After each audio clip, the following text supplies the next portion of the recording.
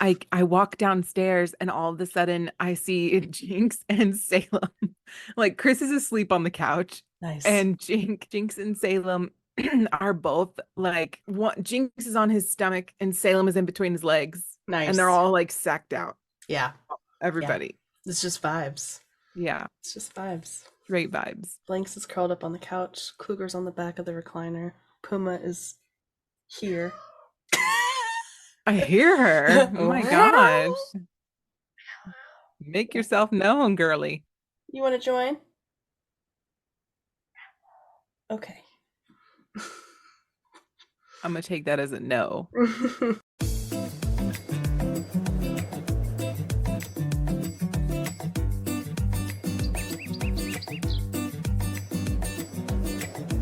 Hello, everyone, and welcome to the show. I'm Blair. And I'm Kirsten, and we are mediocre content. And I'm super excited for this explosive episode. I feel like that was pretty good. Yeah, no, that was all right. That was good. I mean, I wouldn't give it a 10 out of 10 necessarily. Yeah. It's kind of what I'm working with today. I'm not gonna lie. It's good. Yeah. No, that's good. I think that was appropriate for what it is. Yeah. Yeah. Yeah. Would it have been better if I just started with like Krakatawa or something?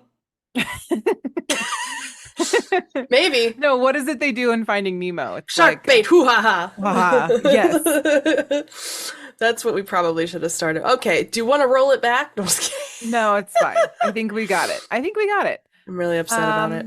We are at the end of January, moving right on into February. That's rough. It's rough. It's rough out here, you guys. It's so the rough. Seasonal depression is just going full force. And I'm ready for daylight savings time, whenever that is. You know, I don't know if this is something that they're going to actually do or not this time around. They've probably forgotten about it by now because it's not like in the news or whatever. But once we go back to like daylight savings time, maybe they'll rehash the whole, do we need to go to the other version? You know what I mean? I agree. Like, we're the only ones who do it. Yeah. And now, like, originally we were doing it for the farming community, but you know, farming doesn't really need that anymore because they have technology. And but now they're making an argument that it's for like economic purposes because of the stock market. And I'm just like, wait, I don't really buy that. Yeah, I've heard that argument that like because we roll back, there's like a certain benefit to like the stock market because it doesn't open like with I don't know. I'm so confused. I know. I didn't really fully understand that argument, and I feel like it's still not valid. Yeah, but I also don't know that much about stocks, I guess, and like the stock market. Yeah, I don't know. We should do an episode on that. We should. Yeah. Let's write it down. We'll write it down. Write it down. But yeah, I don't know. For us other people, I don't really think it would matter that much. It would just be instead of like it being dark at 4, it would be dark at 5 like normal, right? Yeah. Like that, is that what I'm thinking that right? Yeah. Yeah. Okay. Yeah, that's kind of weird.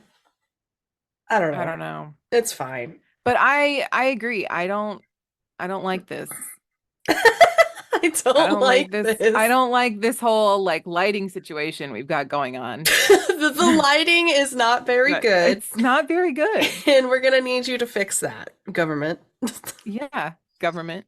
To the government that listens to our podcast. You know what? If the government is listening, which is fine, I'm gonna need you to get it together. Yeah, for sure. Yeah. I need you to get it together.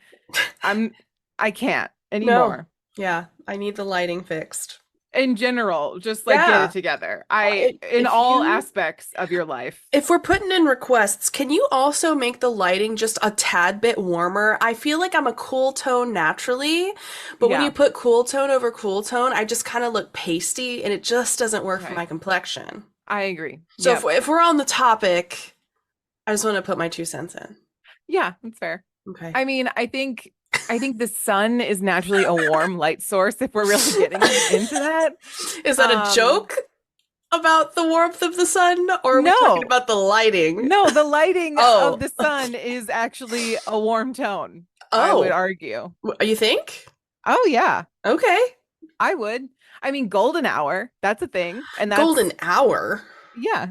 Yeah, for an hour, you know? So you're saying you want golden hour 24/7. Oh yeah, absolutely. That would be perfect, actually. Can you Okay. imagine the photos? Can you? And we've crossed over into Instagram, girly. Here we go. Anyway, moving right along. All right. Um, Before we get started, obviously we are not experts on anything, including lighting. Rude. But if you have come to the podcast to get any kind of advice, we are not the place to get that info, but we are the place to find out about things that maybe you wouldn't really come across in your normal everyday adventures on the internet. Hmm. Um, so just do your own research, fact check us if you want, because we're open to that. And Yes. otherwise, we're going to jump into the good news, which I believe I did, but I can't remember what I did it on because it's been so long since I wrote this podcast because I am ahead of the game. Insert joke. So Great hair flip, actually. give me one moment while I overdo this. Let's You see. made me second guess myself that I did the good news, but then I was like, no, I can't because No, this I did because the this is your episode. episode. Yeah. Okay, I think I Ridiculous. remember this. All right, so here we Okay. go. The first one is how a new aviation company has developed a type of jet fuel made entirely of human sewage, which Ew. sounds disgusting because it is, but also it's very helpful for the environment, and I'll tell you why. Am I now gonna have to worry about plane farts? Because that's disgusting. It's possible. Moving right along. Ugh. Chemists at the lab in Gloucestershire have turned the waste into kerosene.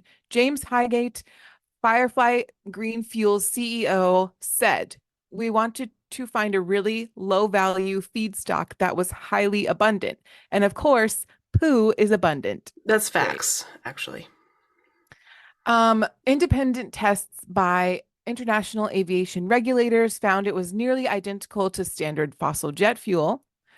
Firefly's team worked with Cranfield University to examine the fuel's life cycle carbon impact. It concluded that Firefly's fuel, which is the company that is making this Mm. fuel out of human Poo. feces, Yep. um,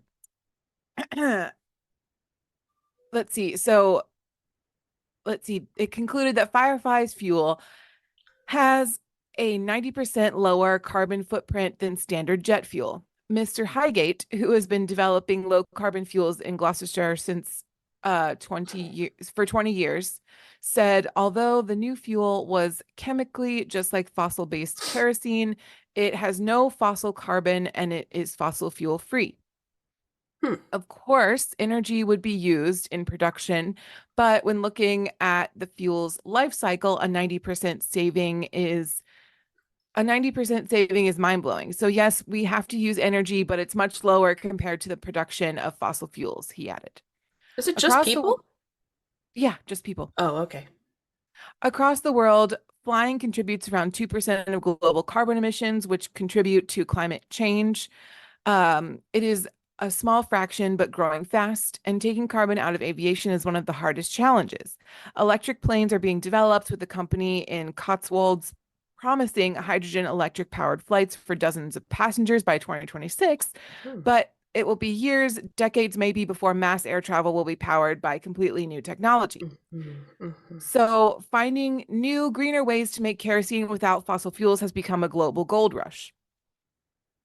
Um, so on a small farm in Gloucestershire, Mr. Highgate began turning rapeseed oil into biodiesel for cars and trucks 20 years ago. Wow. His company Green Fuels now sells equipment to turn cooking oil into biodiesel and has clients all over the world. He has started looking for ways to make green jet fuel and tried waste oils, waste food, even agricultural scraps. They even experimented on human waste, and he teamed up with a chemist from the Imperial College in London, Dr. Sergio Lima. Together, they developed a process which transforms poo into power. Poo Uh, power. Very cute. first, first they create what they call biocrude, which looks like thick, black and goopy, which is disgusting. Gosh. Um, yeah. So basically, they were able to create this, Mm-hmm. and I'm not going to go through the processes because it's kind of gross. And I don't want to Thank gross you. anyone out really. Um, so basically, the UK Department of Transport has awarded the team $2 million or 2 million euros, excuse me, Mm-hmm. Mm-hmm. in research grant. Mr. Highgate has done his math. Each human he calculates makes enough sewage a year to produce 4 to 5 liters of biojet fuel. That's a lot of poo. So to fly a passenger jet from London to New York would need an annual sewage of 10,000 people. I mean, and there's like So, billions of us, so right. So I feel like that would be doable. absolutely. Um, put another way, the UK's total sewage supply would meet about 5% of the country's total aviation fuel demand. Jeez. So that's not bad. Um, there's a 10% sustainable aviation fuel requirement that's legal. That's a legal mandate. And we could meet up to half of that with poo, he says. So yay them Yay. for figuring that Fantastic. out. That's We probably the love that for them. smelliest plant in the entire world. It would not be my first choice in terms of research. You know what, though? I would also like to say this is at the scale of wherever they are in the United Kingdom. And Hmm. I would venture to say that if they were using maybe our sewage plants here in the States, we could far surpass any requirements or far surpass any distances given how much crap lives here. So are you saying that we poop more than other people? Is I'm that what you're saying saying? we have more people to poo. That no, You that's know, correct. yeah, That's I correct. feel like we Also, have more pooping people. I feel like you could use livestock And as that was my next poop as well. suggestion. Like I think that's a reasonable I mean, thing. what's special about human poo? I don't know. I don't know. Is Anyway, uh I guess I'm not going to be doing that research anytime soon. But whoever no. does want to do that research, please feel free. Okay, so this one is a little bit more of a feel good story. Okay. Um, so retired postman Rodney Holbrook must have rubbed his eyes a few times because it certainly looked like a mouse was tidying up his workbench for him. Oh my goodness, I saw this. It's so The cute. Ratatouille-like scene had played on Holbrook's mind for days after he noticed on several occasions that things in his garden shed were being mysteriously cleaned up overnight. Mm, Setting up a camera to catch the cleaning culprit, Holbrook beheld that it was a little mouse. so The cute. video showed that the mouse picking up corks and clothespins and other things and putting them in a small box, clearing the workspace of the man's shed at his home in Bulith Wolf? Wells, Yeah. Wales, for the next day. So cute. 99 times out of 100, the mouse will tidy up through the night, Holbrook told BBC. It is incredible, really, that they put them all back in the box. I think it's possible that they enjoy it. I don't bother to tidy up now. I leave things out of the box and they put it back in its place by the morning, he said, joking that the mouse might try to put his wife back in the box if he left her in the shed overnight. My God. As far as a motive, the only idea Holbrook has is that the objects are piled up on top of a cache of nuts, and that without dirt or leaves, miscellaneous objects are the only options for the mouse. Wow. I know. Hopefully he leaves him little prizes for good jobs. I think he deserves a gold star at For least. sure. That's a Yeah, great mouse. That's I so think so. cute. We should leave him some little foods too, I feel Yeah, like. that's what I Yeah. mean. That'd be Hmm. perfect. Sweet little guy, just I doing thought him so. best. I I love it. Have you know. seen the video of it? Um, I have seen the video of it. Yes, because it It's was very included cute. in the article. Yeah, very cute stuff, man. So cute. I If know. y'all haven't seen the video, highly recommend looking it up. It's very worth it. Yeah. Okay. Additionally, if you want to look at other really cool things on video, though sometimes a little bit horrifying, you might be interested in looking up volcano eruptions. Especially since some of them are pretty topical. Poor Iceland is dealing with that right now. But today's episode is going to be on volcanoes, how they're formed, what they spew, and what kinds of records they've broken in the past for some pretty mighty explosions. Nice. So, kind of taking a little bit of a trip to like fifth grade science class is what we're I'm dealing with. I'm down. Let's do Yeah. it. So, it's always good to start from the beginning. We're not going to a land before time, but we are going to a time as they're forming. That's where we're Some going. would say the beginning is a very good place to start. It is. There are very few other places. Oh, we start in the middle. Hold on, I'll scroll down. So, some mountains, which is what essentially a volcano is in its simplest form, but some mountains are made of solid rock. So, some examples of non volcanic mountains are the Rocky Mountains and the Swiss Alps. But some are actually volcanoes that are vents or openings in the Earth's crust that can release ash, gases, and steam, and of course, hot liquid rock that we call lava. And this is where we start the game. The floor is lava. If you're in a car, don't play this game. If you're not in a car, the floor is lava during this whole podcast. Blair, get it together. I'm getting it together. I just saved my cat from the lava. You did, that's fair. So when the lava cools and hardens, it forms into the cone-shaped mountain that we think of as a volcano, and most of the world's volcanoes are found around the edges of something called a tectonic plate or plates, and they can be on land and in the ocean, which we actually kind of I don't think we really talked a lot about tectonic plates in our most recent Twitch stream, but we did talk about trenches in the ocean and things like that. Sometimes they're on tectonic plates or fault lines. Very fun. Correct. On land, volcanoes form when one tectonic plate moves under another, and usually a thin, heavy oceanic plate subducts or moves under a thicker continental plate. And when this happens, the ocean plate will sink into the mantle. It's kind of like this beautiful cycle of like that piece going up underneath, kind of melt because it's hot down there, kind of melting and then like circulating, and it's a beautiful cycle. Water trapped in the rocks in this plate gets squeezed out, causing some of the rocks to melt. The melted rock, or magma at this point, is lighter than the surrounding rock and will begin to rise. The magma will collect in something called a magma chamber, but this is still contained miles below the surface. So you'll never see a magma chamber just hanging out somewhere, okay? Right. Just casual.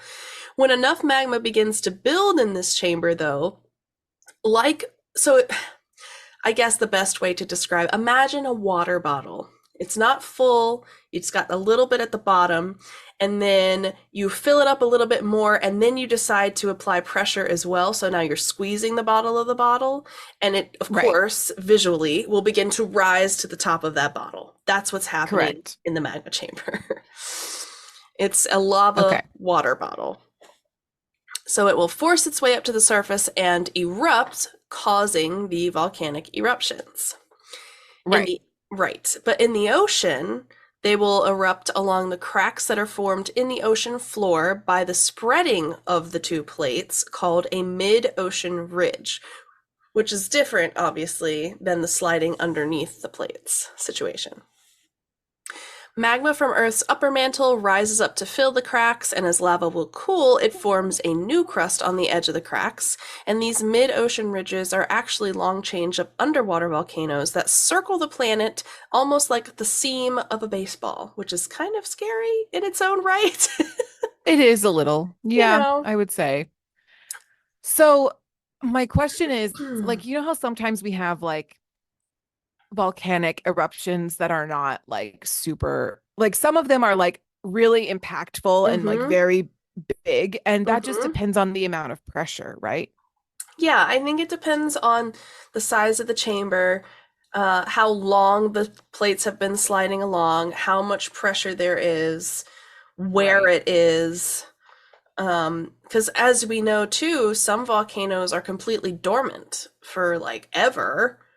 It's true. Some become completely dormant for the rest of their life, and some get to circle back and become active again. So it just kind of depends on those scenarios.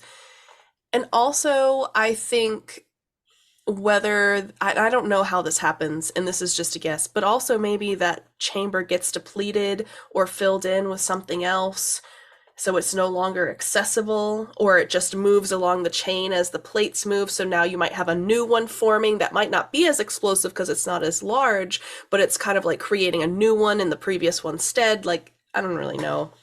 Sure. Yeah. Okay. Because I mean, the Earth moves, so it would make sense that, you know, that's how volcanoes would form. New ones, anyway. Right. Right. Yeah. Right. Right. Yeah. Got it. I will say Okay. though, the article that I looked at said that 80 to 90% of volcanic eruptions actually occur where the plates are moving apart as opposed to when the plates are sliding up underneath each other, which I thought was interesting. That is interesting. But I think it's because it doesn't have, like, in the case of the ones sliding under each other, you're waiting for that chamber to become so overburdened that it begins to explode. Whereas if they're Uh-huh. pulling apart, it's accessible. Like you're making a way for it to come forward. You know what I'm Yeah. saying? Yeah. Like the Yeah. lava has a A better route. chance. Yeah. Yeah. That Yeah. makes sense. That's just a hypothesis. Sure. I'll ask a volcano the next time that I encounter one. Oh, I'll get good. back to Okay. you. Yeah. I think I'm more likely to encounter one before you. 1,000%. Yeah. And for that, we thank you. So, what is the lava and ash made out of? So, when a volcano obviously erupts, you have lava, and the soot like stuff that comes out of the top is the ash portion. And this is very hot stuff, by the way. Like, this is not like fireplace ash where once it's nice and cool, you're like playing in that. No, this is toxic stuff. It's very hot when it falls aggressively to the ground. And so, It's not good for you, yeah, basically. don't be breathing that in. Volcanic ash is not the product, however, of a combustion reaction. And like the soft, fluffy material created by burning wood, leaves, or paper, instead, it's consisted of fragments of rock, mineral, and volcanic glass, ranging in size from sand to clay like, which is about 2 millimeters to less than 0.004 millimeters in diameter. So you definitely don't want to be breathing in glass. So it's literally just debris. It is It's like debris. rock debris. Yeah. Yeah. It is hard, of course, then, abrasive, kind of corrosive, and it can conduct electricity when wet, so it doesn't even dissolve in water. Unfortunately. Oh. Yeah. Isn't that great? Hmm. I'm like imagining, like, so the volcano erupts, right? And Yes. then a thunderstorm moves in, and then all Yes. of a sudden you just like have rain, and then all of a sudden this lightning strike happens, and Uh-huh. the whole volcano just like Just lights up, First of all, that would be magnificent. Second of all, wouldn't it? yeah. Once you sometimes, and I don't know if it's all of them because I'm sure it varies, but sometimes depending on the plume, you can actually see, from what I hear, lightning in the plume because of the different minerals that are heated up and interacting with each other while it's in the air are sliding across Oh. each other or coming in contact. So they Uh-huh. will create an electrical current that looks Right. like volcanic lightning essentially in the plume. But it's not coming from the sky. But It's no, coming from the inside of the outside of the inside of the volcano. correct, because of all of the Yeah. minerals clashing in a very Right. heated environment. And I don't mean Uh-huh. that like they're angry, I mean they're physically hot. They are not arguing in the air, they are colliding violently in an instant. Uh-huh. Okay. Uh-huh. Uh-huh. But what we've learned is volcanoes and their plumes have anger management issues, and they create lightning in the sky. You don't want to make one of them mad. You do not.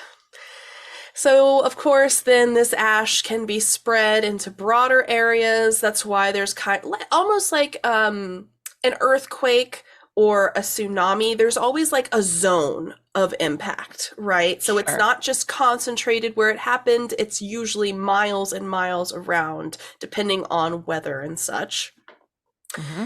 And the volcanic ash is formed during the actual eruption, of course. The eruptions occur when the gases dissolved in the magma begin to expand. And like we talked about, that magma will then begin to rise from the chamber and then escape violently into the air. Or when water is heated by magma and then abruptly flashes into steam. So you can see that as well. It's a very quick situation because the lava is very hot. The force of the escaping, expanding gas violently shatters solid rock and shreds the magma, blasting it into the air. So, in addition to the ash, you also have to be aware that there's probably lava being projected out violently. I know that there's tons of videos out there as well of magma and lava just kind of oozing around, but during that initial eruption, you will have it flying violently through the air. Fun. Once airborne, the magma will solidify into fragments of volcanic rock and glass, and wind can then blow these tiny particles tens to thousands of kilometers away from the main event site. Also crazy. Yay. But I think I do not recommend this. I just want to be very clear. Do not do this at your own risk. But there is now, and has been for a while, jewelry made of lava rock and like pumice Yes. stone and things like that for a very long time. But I would not go seeking this out on your own. That's very dangerous. I mean, you can seek out the jewelry, but just not the Sure. actual like The source material. Yeah. of the jewelry. Yeah, that. And then, of course, volcanic glass. You can also find that, I think. So lava itself is made up of crystals, like we said, volcanic glass, and bubbles. So you've got all the gases building up because you've got all these different materials and heat.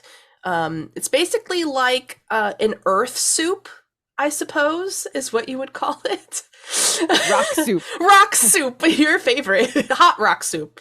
Hot rock soup, yes. As magma gets closer to the surface and cools, it will then crystallize minerals like olivine and form bubbles of those volcanic gases. And then when it erupts, it will kind of be a slush of these crystals, liquid and bubbles. The liquid freezes, and that's in air quotes, to form volcanic glass. And chemically, lava is made up of the elements silicon, oxygen, aluminum, iron, magnesium, calcium, sodium, potassium, phosphorus, and titanium. However, of course, different types of lava will have different chemical compositions, and that has to do with the minerals that are in the ground with the rest of the things that are moving and exploding, of course, because in different regions, you're going to have different, like, crust compositions, depending on where you are in the world. Yeah. Yeah. Okay. So that's just like location based. The basics of the eruption we've kind of covered. Obviously, the magma is under pressure, which is why it's erupting in the first place. There's also a lot of it kind of building up slowly, and some will be kind of this explosive, aggressive outlash of stuff, which is, you know, great for photos, but very destructive. And then other times, you know, the lava will just kind of slowly spread instead of like this huge eruption thing. It'll just kind of ooze out of the top. Right. Yeah. That's the weird, that's like Yeah. the unexpected kind. Yeah, Where suddenly. they put up barriers, but it's Yeah. also like, I'm not in immediate danger, so No. I think I'll be all right. I Yeah. mean, you can literally probably walk away from that time. Right. You No, just exactly. gather your things and watch it slowly take over the backyard. And we'll talk about other famous eruptions later, but of course, you think of like Mount Vesuvius, which buried Rome. The Krakatoa eruption is real. It's not just a joke, and that one was in 1883. Mount St. Helens in 1980. So lots of different kinds of eruptions, and they were all unique in their own way, and of course, in different parts of the world. So the other thing is when you're thinking about volcanoes, it's almost like when we're doing our work to try and better prepare for things like tsunamis, you're really tracking earthquakes in that scenario, or like the movement of the earth. And this is similar to what a lot of scientists try to do when volcanoes are coming into play, because of course we don't want another Pompeii or, something like that where an entire town gets destroyed, and they had no warning. And so Right. the great news is, similar to earthquakes, volcanoes will sometimes provide warnings before an eruption as well, not because they're giving you a phone call to let you know, but because the magmatic eruptions involve the rise of that magma towards the surface. So you can also feel it because they will then create detectable earthquakes in the area that can alert you, hey, something underground is moving and we know this is a volcanic site, so something tells me this might be a problem soon. It can also... Can you imagine? I know. Hey, Steve, this is Mount St. Helens. I just wanted to let you know that I'm going to erupt in the next 3 to 4 days. So I just wanted to give you a heads up. Thanks so much. Hey, at least she called. That's right. Me and the hubs had a little bit of a spat. I'm not feeling myself lately. Yeah, just I'm gonna explode all over this. I just need to release this tension. Yeah. It can also deform the ground surface, of course. And since that magma is super hot, it can even cause heat flow or changes in temperature and chemistry of ground and spring waters. Super helpful if there's something around.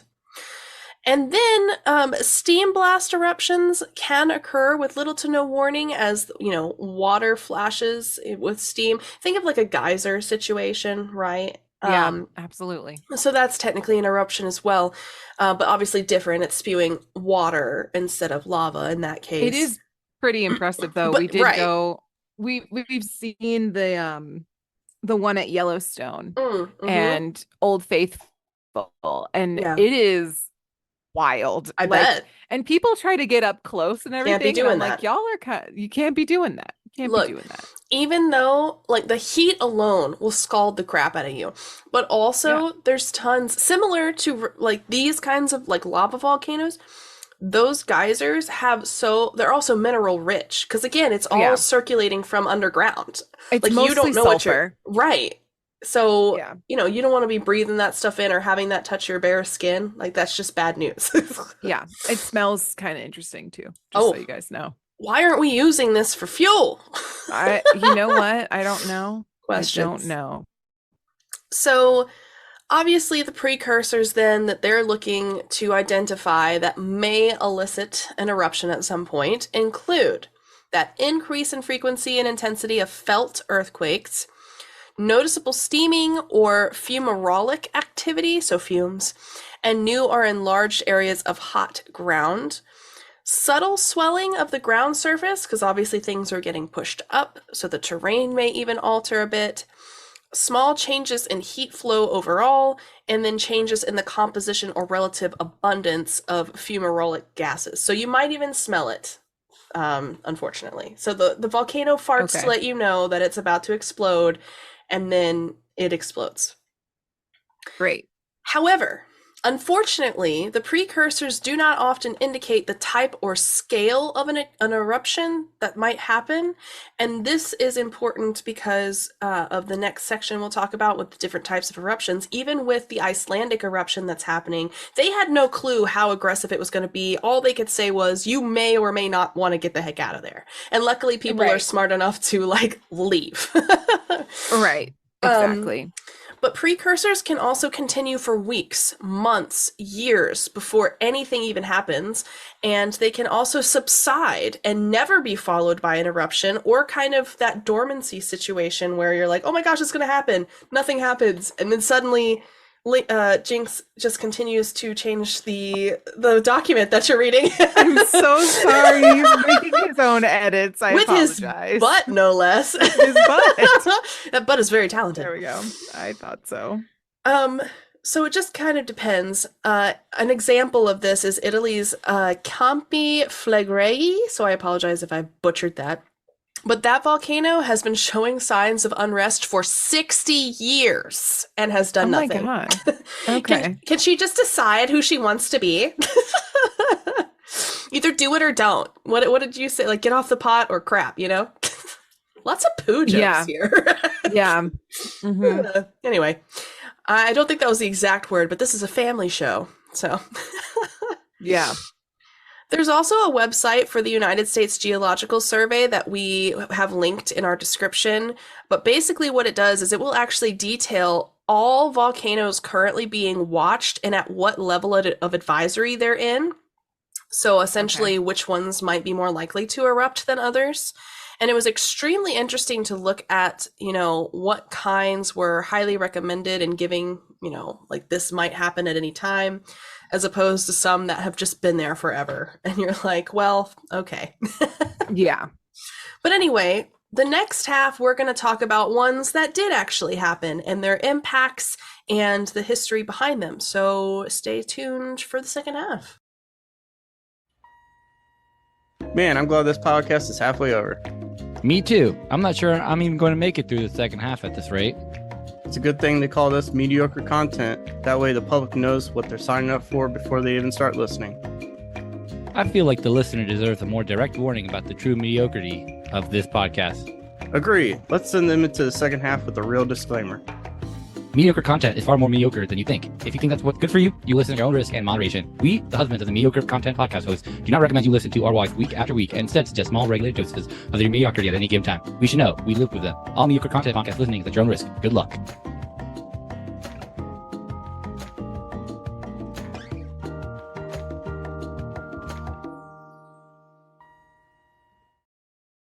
Welcome back, everybody. We're going to talk about some actual volcanoes, both recently and in our history, that have exploded violently, and what we can tell you about that. Yay. Yay! Violence. This pod is not brought to you by violence, however. So, in Iceland, this past December, it was labeled December 18th specifically in 2023. The country's most populated region began essentially showing signs that a volcano was going to erupt along the line. There was fissures or cracks in the earth. They were having lots of earthquakes, and there is a volcano there, so they were like, this is bad. And with lava fountains reaching high in the air and the glow lighting up the sky miles away in the center of the capital, Reykjavik. Reykjavik, thank you. People were obviously concerned, to say the least. The location of the fissure, which is some 2.5 miles-ish long, and it was growing very fast at the time, is not far from their main power plant area. And that was, of course, I know, right? It's always where there's something tragic. But it was evacuated the month prior, so that November, because of that heightened seismic activity.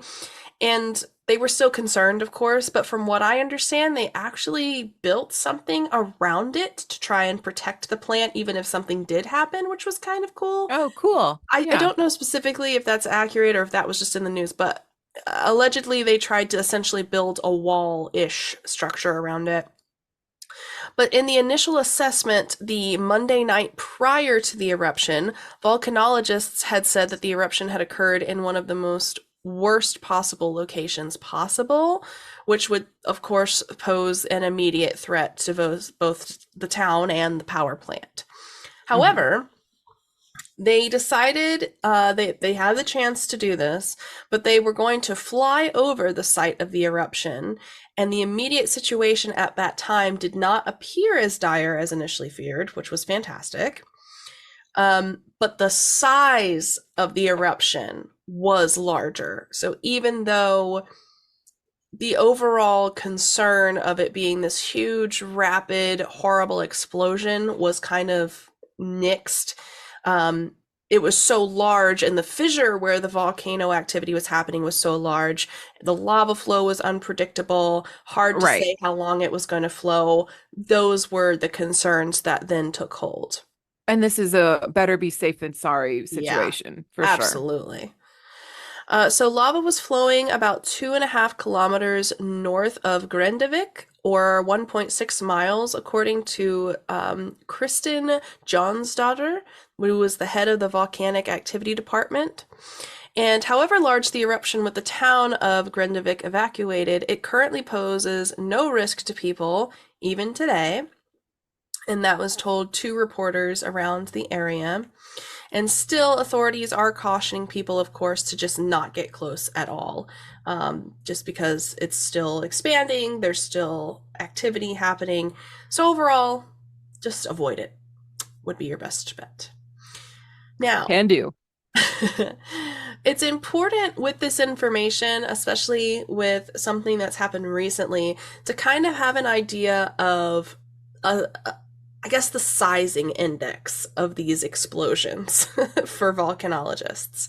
Mm-hmm. Because while this one wasn't crazy necessarily, there have been huge explosions and eruptions in the past that have kind of set the tone for how these eruptions are categorized. And what they use is the Volcanic Explosion Index, or VEI, and it's on a scale of 0 to 8. And as you get closer to 8, the absolute destruction toll increases. Horrifying. So, for example, the bottom tier, a 0, is something that is kind of a constant issue, maybe, but it's nothing that's concerning. There's no stratospheric ejection of material, so no explosion, maybe just hanging out. Then, Sure. The next one maybe has a daily frequency, still no explosion, but it's just kind of gentle, right? We're in a gentle sphere. However, the frequency matters here. Because if you have a constant eruption or a daily situation, or, a few months even, the severity only jumps to about 3. It's the ones that go dormant for a very long time and kind of have the opportunity to really grow that magma chamber that we're concerned about. Mm. So if, for example, a volcano was not active for a year or more, this is a level 4 cataclysmic eruption. Definite eruption, absolutely going to be some kind of lava or explosion out the top. But that's not even it. If you go to 8, we're just jumping all the way to a volcano that's been dormant for like 10,000 years and is now this huge mega colossal, and that's the actual description they use, but it's considered a mega colossal substantial eruption. I would venture Horrifying. to say, if I had to guess, this would be like a world-ending Yeah. eruption potentially, because of the amount of ash and like toxic gases that are being emitted into the atmosphere. Yes. And there are 2 volcanoes in the world, or I'll say 2 eruptions in the world, that are even categorized at an 8, and that is Yellowstone and Toba, which is a Indonesian volcano. And we'll talk about that because it was dormant for a while and it had a super eruption 74,000 years ago. I would like to say that Yellowstone is honestly where it lies right now. Is like the last place you would expect. Well, not the last place, but there is a lot of like heat and activity happening there. But it's not like Mount St. Helens, where it's like just a mountain with like volcanic activity. It's like there's trees and animals and like, hot springs and all that stuff. Like, yeah, but deadly. Wouldn't really expect it. Yeah. So let's start with Toba. Like I said, This eruption occurred 74,000 years ago, and with this eruption, there was 670 cubic miles of ash and rock, which was about 2,800 cubic kilometers. That's immense. I'm terrible when it comes to like distances or measurements, but that's a lot. This was the largest volcanic eruption in Earth's history, and it is thought to have been this one, of course. This volcano was on the island of Sumatra in Indonesia, and the cause was widespread devastation and a dramatic decline in global temperatures because of how much ash was in the air and kind of suffocating the sunlight. Mm-hmm. The Toba eruption is classified as a super eruption, which is the most powerful type of eruption, and they're characterized by the release of large amounts, of course, of ash, rock, and gases, and have that significant impact on the climate and surrounding environment. Like we talked about, the other example is Yellowstone supervolcano in Wyoming around 640,000 years ago. And this eruption, and also another, just to kind of point out, there was also one on Ontog Java Plateau in the Pacific Ocean, which I don't know where it is, but that was around 120,000 years ago. The Yellowstone supervolcano spewed about 240 cubic miles or 1,000 cubic kilometers of ash and rock, and it is the most famous one. I don't think if you spoke to anyone about volcanoes, they would be like, oh yeah, Toba, but they might say, oh yeah, Yellowstone. You know what I mean? Mm-hmm. But of course, it was 640,000 years ago when it erupted to this magnitude, and it blanketed the area from California to Minnesota in just complete ash. If it were to erupt again, the ash is considered to be so thick that it would collapse roofs on houses in neighboring states. Little Seems unsettling. Yeah. Yeah. Not concerning in the slightest. There was also the 1815 Mount Tambora eruption. This only spewed a 160 cubic kilometer of ash, or 38 cubic miles of ash and rock. And the respiratory difficulty caused by the ash in the air would unalive still more people after the eruption, unfortunately. When Mount Tambora blew its lid, which is funny, in 1815, the subsequent year was called 1800 and froze to death, or the year without summer, because the ash was so thick and aggressive that it completely snuffed everything out. Even being called the era of the Little Ice Age as well. And that would be extending from 1350 to 1850. And scientists have not come to a consensus on dates concerning this. NASA currently states the events were between 1550 and 1880, which would be outside of the eruption range at 1815, if at least from the start is what I mean. Yeah. And 3 distinct periods of cooling. It's just weird. But basically, the volcanic winter created by Tambora did exacerbate the cooling trend for the following year. And, it was considered pretty devastating all the same. But I will say, since Yellowstone and Tomba, is that what I called it? Toba. Uh-huh. Since those were considered an 8, the Tambora one, which still is considered to have created a mini ice age, was only a level 7. Mount St. Helens was a level 5. Only. Mount St. Helens a level 5, as well as Pompeii. And you may be asking yourself, so how come we're not talking about Pompeii? That was clearly the most destructive and terrible, and we have facts that people were like solidified in pumice. And you are correct. But it was not nearly as destructive in terms of global change. It was definitely destructive in terms of regional issues. Yeah. So, and we'll talk about that. But before that, just a couple honorable mention volcanoes. Just wanted to share. And I will butcher every single name, pretty much. So there's La Garita Caldera, which was 28 million years ago. There was the Ontog Java Plateau, which we talked about briefly, which was 120,000 years ago. Krakatoa erupted in 1883. Mount St. Helens, 1980. Shout out to my girl. El Chichon erupted in 1982. And Pinatubo, 1991.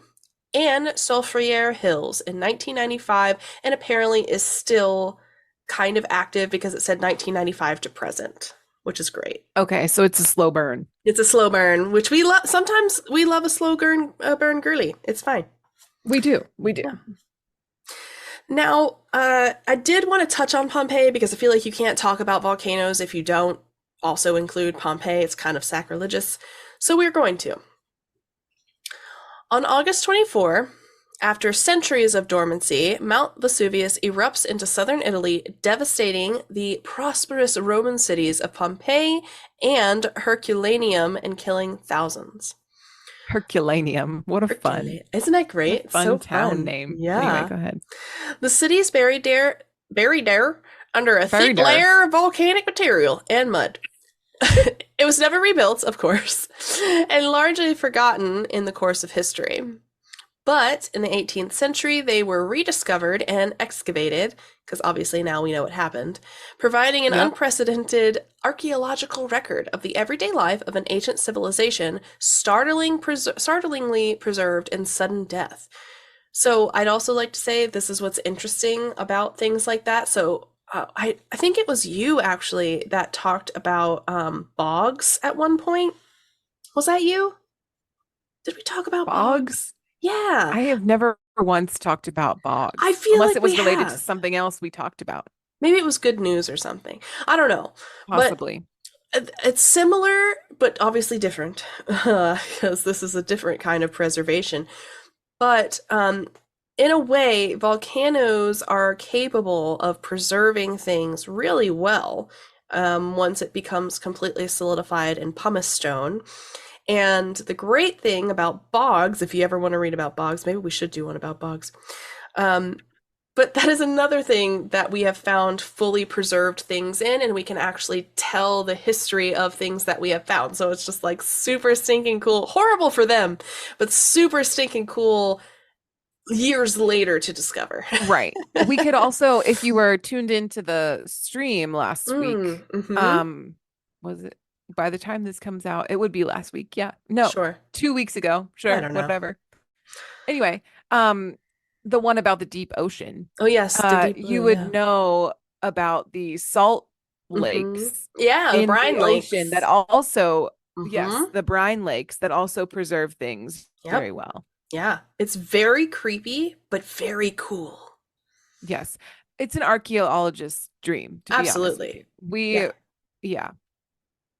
That's all. That's all. By all means, please continue to move at a glacial pace. You know how that thrills me. She will forever live in my head.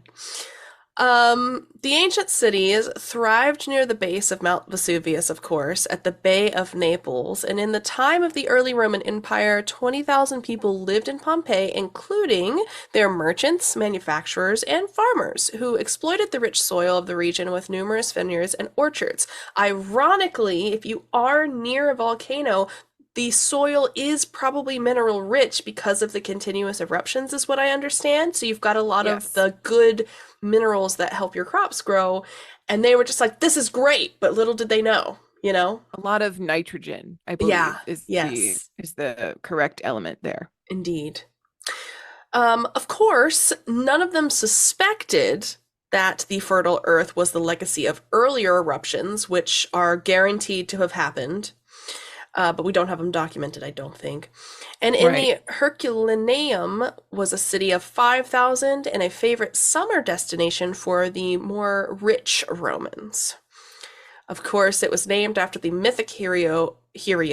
Man, my words are getting all mishmashed. Named for the mythic hero Hercules. And it also housed an opulent villa and grand Roman baths, which sounds cool. There were even gambling apparently happening there. So there was like gambling artifacts, brothels, if you're into that stuff. And of course, smaller resort communities in the area. The point is, it was a very cute town. There were It's tons of like- people that lived there. And It's it was eerie tragic. because it's kind of like what Yellowstone is today. Right. A little bit. Not Right. as like happening because Right. there's only towns like on the outside of the park, but Right. like Hmm. basically. These people were just going about their day. You Yeah. know, like, I guess brotheling it up, whatever they do. So at noon on August 24th, 79 AD, this prosperity came to an immense end when the peak of Mount Vesuvius completely exploded and propelled a 10-mile mushroom cloud of ash and pumice into the stratosphere. Maybe we should talk about the Earth's atmosphere at some point. We'll do a mini mediocrity on that. And for the next 12 hours, volcanic ash and a hail of pumice stone. So it is hailing stones Woo! up to 3 inches in diameter, just pounding Pompeii to the ground. Obviously, people were a bit unnerved by the activities, and some 2,000 people decided to just hang out in Pompeii. Just hole up in the cellar and hope for the best instead of Wrong. fleeing aggressively. Wrong. Bad move. The westerly wind protected the Herculaneum from the initial stage of the eruption, but then a giant cloud of hot ash and gases surged down the western flank of Vesuvius, which completely engulfed the city and burned or asphyxiated anyone who was left in the city. Horrible way to die. This lethal cloud was followed by a flood of volcanic mud and rock, so essentially this massive avalanche of stuff or landslide, and that covered the entire city. People who remained in Pompeii were, of course, going to 100% die there. And by the morning of August 25, there was, of course, the toxic gases that would pour into the city and suffocating anyone else who was still there. Flow of rock and ash would collapse in roofs and walls and just completely bury them. And effectively preserve them. So scary. Today, Yeah.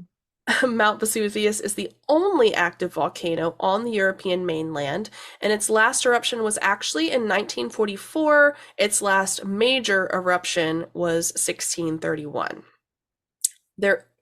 I hate to be the bearer of bad news, but another eruption is expected in the near future. Bear of bad moves. Bad that what you said? moves. I told Bad you my moves. mouth is like deciding it's done very early on. Bearer Bearer of bad moves. We are now cattle. And in those moves, it could devastate 700,000 people who live in what they're now calling the death zones. Just not a great place to hear if you live there. Yikes.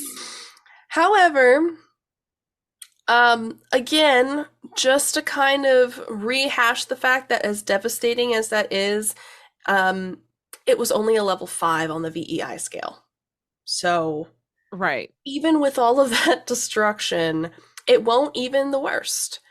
There are still tons of volcanoes around the world. I tried to look up how many there might be. There is no definitive number. There's so many, and they're actually consistently inaccurate, in my opinion, because I saw lots of different numbers flying around. But just know that there's a lot. They vary greatly, as we've talked about. But we'd like to hear of any that you find interesting, or if you're going to Yes. be an award-winning volcanologist one day, let us know. Or Yep. if you're a current volcanologist, let us know, because that sounds interesting, and I'd love to know more about your job. Yes. But that's And all I you can have. You can send us an email if you want I mean, you can. about volcanoes Yeah. or things or whatever you want, really.